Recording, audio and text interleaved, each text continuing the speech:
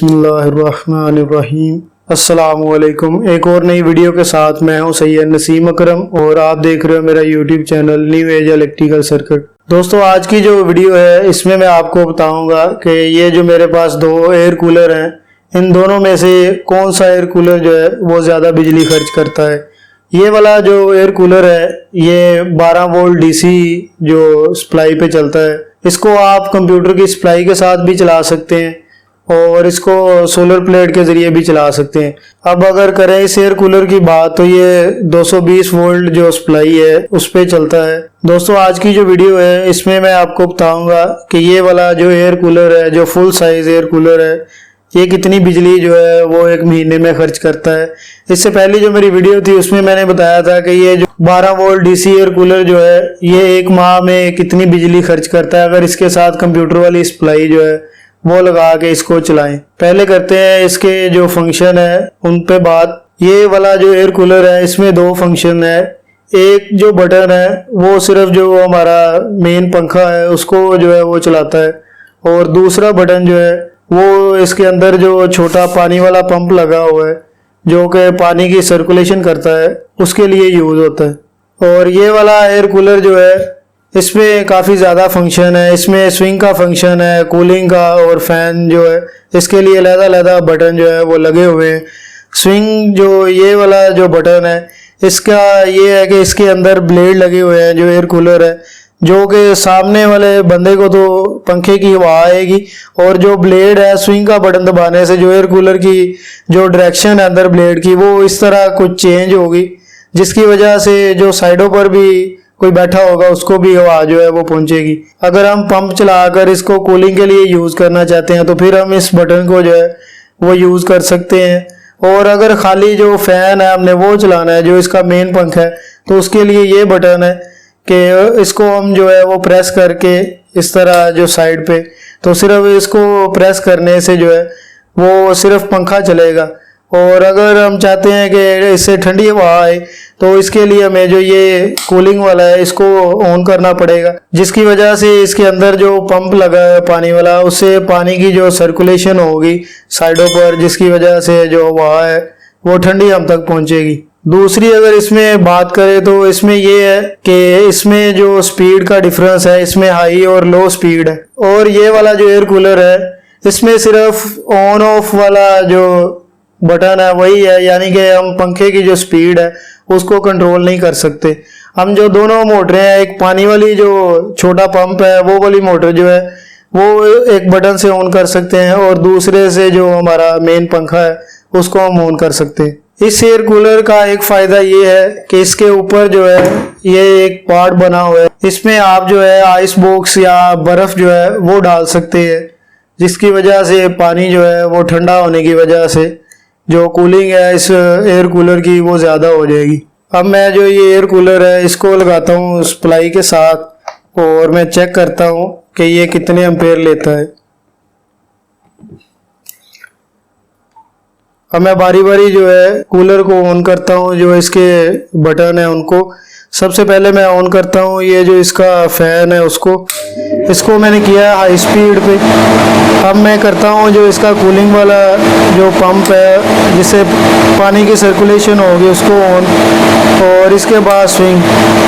ये जो हमारा एयर कूलर है वो कंप्लीट जो है वो ऑन हो गया। और अब मैं इसको जो है सप्लाई चेक करता हूँ। आप देख सकते हैं कि ये वाला जो एयर कूलर है 0.8 एम्पेयर तक ले रहा है।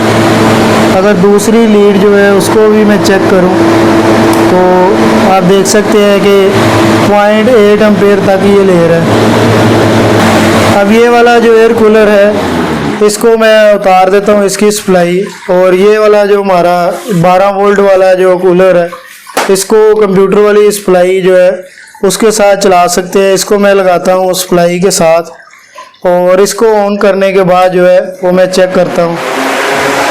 आप देख सकते हैं कि ये जो एयर कूलर है हमारा ऑन जो हो चुका है और इसके एम्पेयर मैं आपको चेक करके दिखाता हूँ। आप देख सकते हैं कि ये 0.2 एम्पेयर ले रहा है। तो दोस्तों जो दोनों एयर कूलर है इनकी मैंने आपको जो करंट है वो एम्पेयर मीटर के साथ चेक करवा दी है कि कितने कितने एम्पेयर ये ले रहे हैं। अब मैं इसकी कैलकुलेशन करने के बाद आपको जो है वो बताता हूँ कि ये वाला जो हमारा एयर कूलर है ये एयर कूलर कितनी जो बिजली खर्च करता है एक महीने में, और इस पे मैंने ऑलरेडी एक वीडियो बनाई हुई है। अगर आपने वो नहीं देखी तो लिंक जो है वो मैं डिस्क्रिप्शन में दे दूंगा, वो आप देख सकते हैं। तो दोस्तों दोनों एयर कूलर जो एक China 12 volt DC air cooler है और दूसरा एयर कूलर था हमारे पास विक्टोरिया गोल्ड कंपनी का जो 220 वोल्ट एसी पे चलता है। जो विक्टोरिया गोल्ड कंपनी का एयर कूलर है वो ले रहा था 0.8 एम्पेयर और जो चाइना का था जिसको मैंने कंप्यूटर की सप्लाई के साथ लगाया हुआ था वो एम्पेयर ले रहा था 0.2 एम्पेयर। ये एयर कूलर एक महीने में कितनी बिजली खर्च करते हैं, इसके लिए हमें सबसे पहले ये पता होना चाहिए कि ये कितनी पावर के जो एयर कूलर है वो है। तो पावर जो है वो हम इस तरह निकालेंगे कि फार्मूला जो पावर का है वो है P is equal to VI cos phi। Voltage जो है वो हमारे पास होते हैं घर में 220 से 230, जिनको मैं 220 लिख लेता हूँ, और एम्पेयर जो थे इस एयर कूलर के वो थे एसी सप्लाई पर 0.2 एम्पेयर, और कोस फाई जो है वो हमारा पावर फैक्टर होता है, इसको मैं लिख लेता हूँ 0.8। अब इन सबको जो है वो मल्टीप्लाई कर लेते हैं कि जो हमारी पावर है वो कितनी आती है।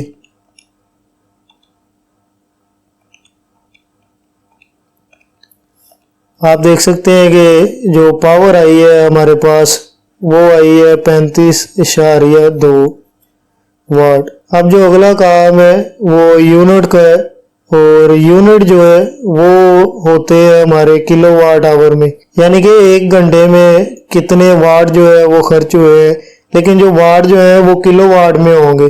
तो किलोवाट में जो है इनको लाने के लिए हम तकसीम करेंगे इसको 1000 से, तो ये हमारे पास जो वाट है वो आ जाएंगे, जो पावर है हमारी 35.2 जो वाट है, इसको अगर तकसीम करें 1000 के साथ तो हमारी जो आएगी पावर जो किलोवाट में वो होगी 0.0352।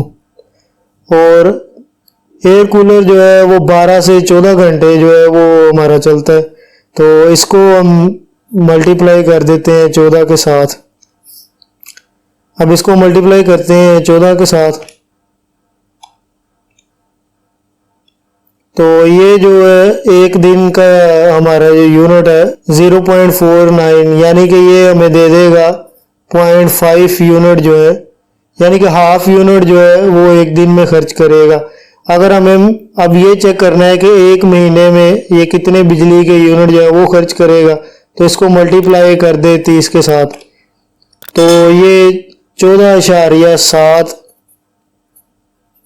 यानी कोई 15 एम्पेयर तक जो है वो लेगा एक महीने के अंदर अगर ये चलेगा। तो रीडिंग में कोई फ़र्क आ सकता है, जैसे कि मेरे पहली वीडियो में जब मैंने इस जो चाइना वाला एयर कूलर है इसकी मैंने वीडियो बनाई थी, तो उसमें ये जो एयर कूलर है वो 0.3 एम्पेयर ले रहा था। तो 0.3 एम्पेयर के हिसाब से ये जो हमारा यूनिट है एक महीने के वो तकरीबन 22 यूनिट बन रहे थे, 22 इशारिया कुछ यूनिट। तो एम्पेयर मीटर के फ़र्क की वजह से या वोल्टेज में कमी पेशी की वजह से जो है वो हमारे जो यूनिट है इनमें हल्का फुल्का कोई फ़र्क आ सकता है, या तो थोड़े कम हो सकते हैं या ज़्यादा हो सकते हैं। अब आते हैं इसकी तरफ कि ये हमारा जो दूसरा एयर कूलर था ये कितने एम्पेयर लेगा। तो फार्मूला उसी तरह है बिल्कुल कि VI cos phi। तो वोल्टेज हमारे पास है 220 वोल्ट और एम्पेयर है 0.8 एम्पेयर, और पावर फैक्टर जो है वो भी हम कर लेते हैं 0.8 ही।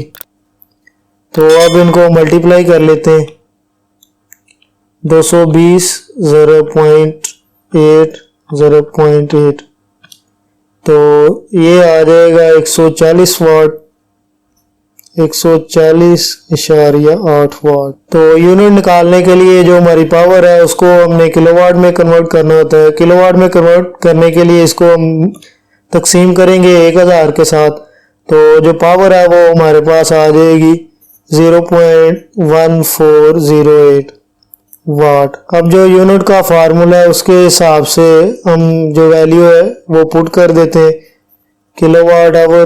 तो किलोवाट जो है वो हमारे पास है 0.1408। तो जैसा कि ये तकरीबन 14 घंटे चलता है तो 14 घंटे जो है वो ऐड कर लेंगे, इसको मल्टीप्लाई कर देंगे 14 के साथ। तो ये जो है एक दिन में तकरीबन 2 जो यूनिट है वो हमारे खर्च करेगा 1.97। तो ये वाला जो एयर कूलर है तकरीबन 2 यूनिट जो है वो एक दिन में खर्च करेगा। इसको मल्टीप्लाई कर लेते हैं 30 के साथ जैसा कि दूसरे के साथ किया था। तो आप देख सकते हैं कि ये 59 पॉइंट जो है वो समथिंग जो यूनिट है वो लेगा। इसका मतलब है कि ये 55 से 60 जो यूनिट है वो एक महीने में खर्च करेगा। दोस्तों ये वाला जो एयर कूलर है ये विक्टोरिया गोल्ड कंपनी का है और इसका जो मॉडल है वो VG6000 है। अगर आपने ये वाला एयर कूलर जो है वो ख़रीदना है तो आप ये देख लें कि ये सिर्फ 2 से 3 चारपाइयों तक ही ये जो हवा है वो देता है। जबकि अगर हम इस एयर कूलर की बात करें और ये वाला जो एयर कूलर है ये 6 से 8 जो चारपाई है उनको जो है हवा आसानी के साथ दे सकता है। इसका जो बिजली का बिल है वो कम आएगा, जबकि इसका जो बिजली का बिल है एयर कूलर का वो ज़्यादा आएगा। लेकिन इसके साथ फ़ायदा ये है कि ये काफ़ी ज़्यादा जो है वो कूलिंग करता है, इसकी हवा काफ़ी ज़्यादा है। उम्मीद करता हूँ दोस्तों आपको आज की जो मेरी वीडियो है वो पसंद आई होगी और ये दोनों एयर कूलर जो है वो कितनी बिजली खर्च करते हैं आपने देख लिया होगा। अगर आपको आज की मेरी वीडियो पसंद आई है तो मेरी वीडियो को लाइक कर दें, चैनल को सब्सक्राइब कर दें ताकि मेरी हर आने वाली वीडियो जो है वो आपको आसानी के साथ मिल सके।